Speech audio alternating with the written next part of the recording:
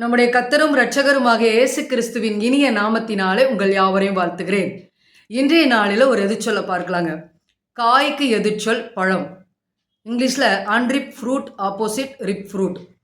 இங்க காய்ங்கிறது பார்த்தீங்கன்னா வெஜிடபிள்ஸ் இல்லைங்க. பழம் பழுக்கிறதுக்கு முன்னாடி ஸ்டேஜ் இருக்கு பார்த்தீங்களா, அந்த காயை பத்தி இன்றைய நாள நம்ம பார்க்கலாம்.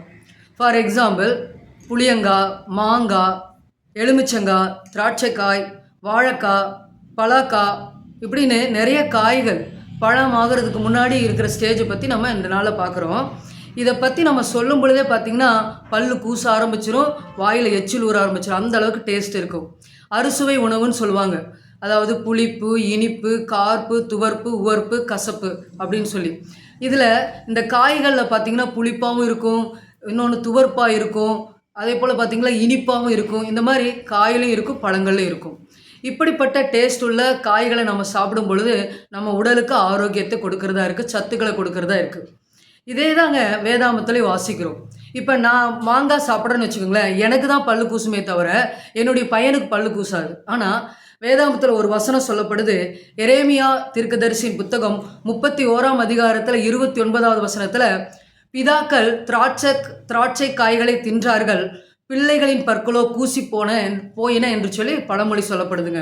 அதாவது பெற்றோர்கள் சாப்பிட்றாங்க திராட்சை காய்களை, பிள்ளைகளுக்கு பல்லு கூசி போச்சுக்கலாம். அதாவது பெற்றோர்கள் செய்கிற தவறு பிள்ளைகளை பாதிக்கிறது, பிள்ளைகளுக்கு சாபத்தை கொண்டு வருகிறது, பிள்ளைகளுடைய வாழ்வில் மேன்மை கொண்டு வரல, ஆசீர்வாதத்தை கொண்டு வரலன்னு சொல்லி தான் இந்த வேதாமத்தில் பகுதியில் நம்ம பார்க்குறோம். அப்போ ஒரு மனுஷன் தவறு செய்யும் பொழுது, உதாரணத்துக்கு பார்த்தீங்கன்னா வட்டிக்கு வாங்குறாங்கன்னு வைங்களேன், பணத்தை வட்டிக்கு கொடுக்குறாங்க. 1 ரூபா வட்டியோ, 2 ரூபா வட்டியோ, 10 ரூபா வட்டியோ, எத்தனை வட்டி கொடுத்தாலும் தவறு தாங்க. அப்போ வட்டிக்கு கொடுக்கும் பொழுது அவங்க பணத்தை திருப்பி கொடுக்குறாங்க பார்த்தீங்களா, வட்டியோடு சேர்த்து. அவங்க கண்ணீர் விட்டு, கவலையோட, கஷ்டத்தோட, பாரத்தோட கொடுப்பாங்க. அது அவங்களுக்கு சாபம். இப்போ அந்த வட்டி வாங்குறாரு பார்த்தீங்களா, அவருக்கு அப்போ நல்லா இருக்கும் பணத்தை வாங்கும் பொழுது. ஆனால் அவருடைய பிள்ளைகள் இதனால் பாதிக்கப்படுறாங்க. பிள்ளைகளுக்கு அது சாபமாக மாறி போகுதுன்னு சொல்லி இந்த வேதாமத்தில் வாசிக்கிறோங்க. இது காயை குறித்து சொல்லப்படுது.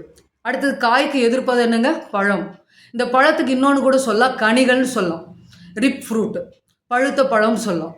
இந்த பழங்கள் பார்த்திங்கன்னா அன்னாசி பழம், மாதுளை, ஆப்பிள், ஆரஞ்சு, புளியம்பழம், எலுமிச்சம்பழம், மாம்பழம், வாழைப்பழம் சொல்லி நிறையா பழங்கள் நம்ம சொல்லிகிட்டே போகலாம்.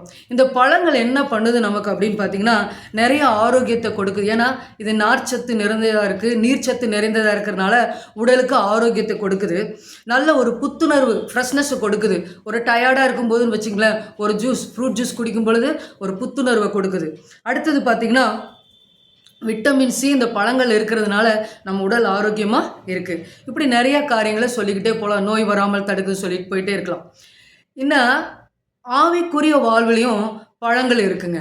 ஆவிக்குரிய கனிகள் கலாத்தியர் 5:22-23 நாம் வாசிக்கிறோம்.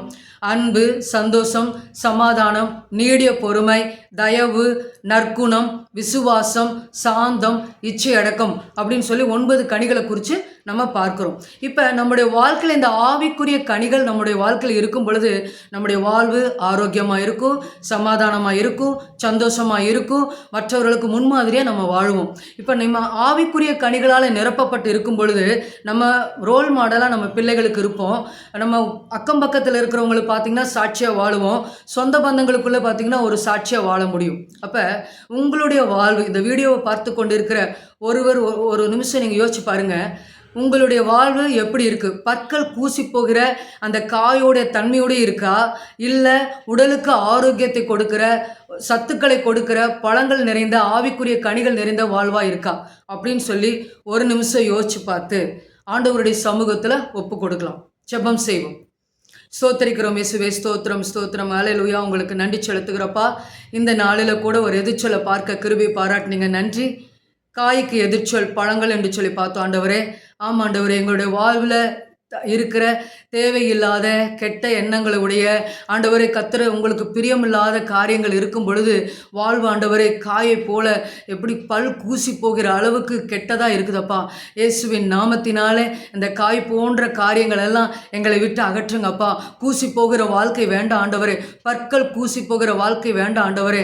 வேதத்தில் வாசிக்கிறோம் மத்தேயில நல்ல மரம் நல்ல கனிகளை கொடுக்கும், கெட்ட மரம் கெட்ட கனிகளை கொடுக்கும் என்று சொல்லி வேதத்தில் வாசிக்கிறோப்பா. அப்படியாகவே நல்ல கனிகளை கொடுக்கிற வாழ்வு வாழும்படியாக ஒவ்வொருவரையும் மாற்றி கொடுங்க தகப்பனே. உங்கள் கரத்தில் ஒவ்வொருவரையும் ஒப்பு கொடுக்கிற ஆண்டவரே ஆவிக்குரிய கனிகள் நிறைந்தவர்களாக, உங்களுடைய வார்த்தைகளுக்கு கீழ்ப்படிந்து நடக்கிறவர்களாக, உங்கள் சித்தத்தின்படி செய்கிறவர்களாக, அன்புள்ளவர்களாக, சந்தோஷம் உள்ளவர்களாக, சமாதானம் உள்ளவர்களாக, இரக்கம் உள்ளவர்களாக, இணக்கம் உள்ளவர்களாக, மற்றவர்களை மதித்து நடக்கிறவர்களாக ஒவ்வொருவரையும் மாற்றி கொடுங்க தகப்பனே. உங்கள் சமூகத்தில் ஒவ்வொருவரையும் ஒப்பு கொடுக்கிறோம் இயேசுவின் நாமத்தினாலே. கூசி போகிற வாழ்க்கையா இல்லாமல் ஆண்டவர் இனிப்புள்ள வாழ்க்கையாக, ஆவிக்குரிய கனிகள் நிறைந்த வாழ்க்கையாக வாழ்ந்து சுகித்திருக்க கிருபை பாராட்டுங்க. ஒவ்வொருவரையும் ஆசீர்வதிங்க, சமாதானத்தோடு வாழ கிருபை பாராட்டுங்க. இயேசுவின் மூலம் ஜெபிக்கிறோம் எங்கள் ஜீவனுள்ள நல்ல பிதாவே, ஆமென். தொடர்ந்து ஆவிக்குரிய கனிகளால் நிரப்பப்பட்டு வாழுங்க. கர்த்தர் உங்களை ஆசீர்வதிப்பாராக. ஆமென்.